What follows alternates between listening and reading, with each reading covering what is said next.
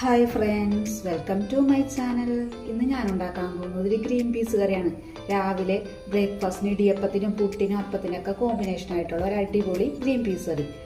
ആ green peas കറിക്ക് ആവശ്യമായിട്ട് ആദ്യം നമുക്ക് ഗ്രീൻ പീസ് തലേ ദിവസം വെള്ളത്തിലിട്ട് കുതിർത്തി വെച്ചതാണ്. ഞാൻ 2-3 പ്രാവശ്യം കഴുകിയതാണ്. നമുക്കിത് കുക്കറിലേക്ക് മാറ്റാം.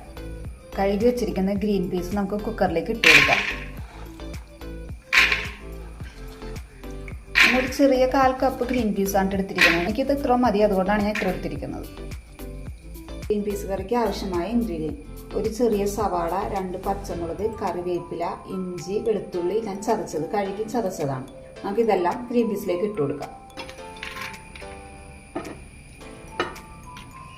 സവാളയും പച്ചമുളകും ഒക്കെ ഓരോരുത്തരുടെ ആവശ്യാനുസരണം ഇട്ട് കൊടുക്കാട്ടെ. നല്ല എരിവുള്ള പച്ചമുളകാണ്, അതുകൊണ്ടാണ് ഞാൻ 2 പച്ചമുളക് എടുത്തിരിക്കുന്നത്. ആവശ്യത്തിന് ഉപ്പ്, ഗ്രീൻ പീസ് വേവാനുള്ള വെള്ളം, ഞാനൊരു ചെറിയ ഈ കപ്പിലൊരു കപ്പ് വെള്ളം എടുത്തിരിക്കുന്നത്. ഒരു 1/4 ടീസ്പൂൺ മഞ്ഞൾപ്പൊടി. നമ്മൾക്കിത് വേവിക്കാൻ വെക്കാം. ഒരു 4-5 വിസിൽ വേവിക്കാൻ വെക്കാം. ഗ്രീൻ പീസിൻ്റെ കറിക്ക് ആവശ്യമായ പൊടികൾ എടുത്തിട്ട് വെക്കാം.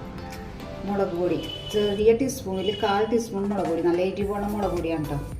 1/2 ടീസ്പൂൺ വരെ ആകാം. പക്ഷേ ഇവിടെ മക്കൾക്ക് എരിവും മസാല അത്ര ഇഷ്ടമല്ല, അതുകൊണ്ടാണ് കേട്ടോ.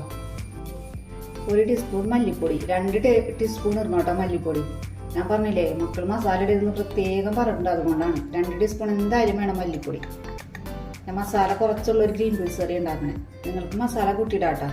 കുറച്ച് ഗരം മസാല, ഞാൻ മസാലയുടെ അളവ് പറയുന്നില്ല കേട്ടോ. കുറച്ച് സ്പൂണിൽ ഒരൽപ്പം എടുത്തിട്ടുള്ളൂ. ഗരം മസാല കേട്ടോ. ഏത് മസാല ആണെങ്കിലും ഉപയോഗിക്കുക. ഗരം മസാല എടുത്തിരിക്കുന്നത് എല്ലാം വറുത്ത് പൊടിച്ചാണ് വീട്ടിൽ തന്നെ.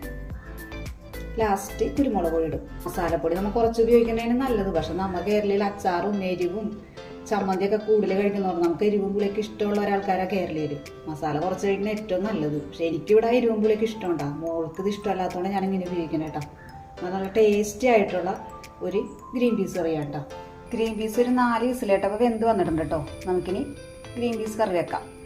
വെളിച്ചെണ്ണ ചൂടായിട്ട് നമുക്ക് കടുക് ഇട്ട് കൊടുക്കാം കേട്ടോ. കടുക് പൊട്ടി കഴിഞ്ഞാൽ നമുക്ക് കറിവേപ്പില ഇട്ട് കൊടുക്കാം. തീ ഒന്ന് കുറച്ച് വെക്കാട്ടോ നോക്കി. എന്നിട്ട് എടുത്ത് വെച്ചിരിക്കുന്ന പൊടികളിട്ട് കൊടുക്കാം. മസാലപ്പൊടികൾ കുറച്ച് വെച്ചിരിക്കുന്ന കരിഞ്ഞ പൊടികൾ. മസാലപ്പൊടി ഒന്ന് മൂത്ത് വരുമ്പോൾ നമുക്ക് വേവിച്ച് വെച്ചേക്കണം ഗ്രീൻ പീസ് ഇട്ട് കൊടുക്കാം.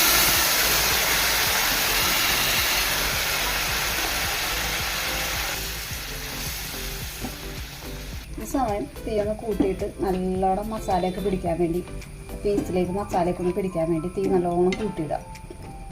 ഇതിൻ്റെ ഗ്രേവി നോക്കിയിട്ട് വേണം കേട്ടോ. ചാറ് വേണമെങ്കിൽ കൂടുതൽ വെള്ളം ഒഴിക്കാം, അല്ലെങ്കിൽ വേണ്ട, കുറച്ച് മതി. എനിക്കിത് ഈ പരുവാണെങ്കിൽ ഒന്ന് കുറുകി വരും നല്ലോണം ഗ്രീൻ പീസ് ആകുമ്പോൾ. ചിലൊരു ഗ്രീൻ പീസ് വേവിച്ചെടുക്കും. ഞാൻ നല്ലോണം വെന്ത് ഉടഞ്ഞ് എടുക്കാറുണ്ട് കേട്ടോ. എനിക്ക് അല്പം ഉപ്പ് കുറവുണ്ട്, ഉപ്പിട്ട് കൊടുക്കട്ടെ. ചിലവർ കടുക് പൊട്ടിക്കുന്ന സമയത്താണ് സവാള ഇട്ട് കൊടുക്കാറ്, സവാള വഴറ്റാറ്, പച്ചമുളക് ഇഞ്ചിയൊക്കെ. ഞാൻ ഓൾറെഡി പീസിലിട്ടാണ് വേവിക്കാറ് കേട്ടോ. അങ്ങനെ വേണമെങ്കിൽ അങ്ങനെയും ചെയ്യാം കേട്ടോ. അല്പം കുരുമുളക് പൊടി ഇട്ട് കൊടുക്കാം കേട്ടോ. നോക്കിയിട്ട് ഇറങ്ങോട്ടെ എരിവിനനുസരിച്ച്.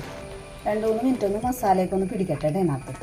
അപ്പോൾ എല്ലാവരും ഗ്രീൻ പീസ് കറി ഒന്ന് ട്രൈ ചെയ്ത് നോക്കണം കേട്ടോ. ഇടിയപ്പത്തിനും പുട്ടിനും അപ്പത്തിനും പൊറോട്ടൊക്കെ കഴിക്കാൻ പറ്റിയ അടിപൊളി ഗ്രീൻ പീസ് കറിയാണ്. എനിക്ക് ഗ്രീൻ പീസ് കറിക്ക് കോമ്പിനേഷനായിട്ട് നല്ല ആവി വറുക്കണ ഇടിയപ്പം കേട്ടോ. ഗ്രീൻ പീസ് കറി റെഡി ആയിട്ടുണ്ട്. നല്ല ടേസ്റ്റി ആയിട്ടുള്ള.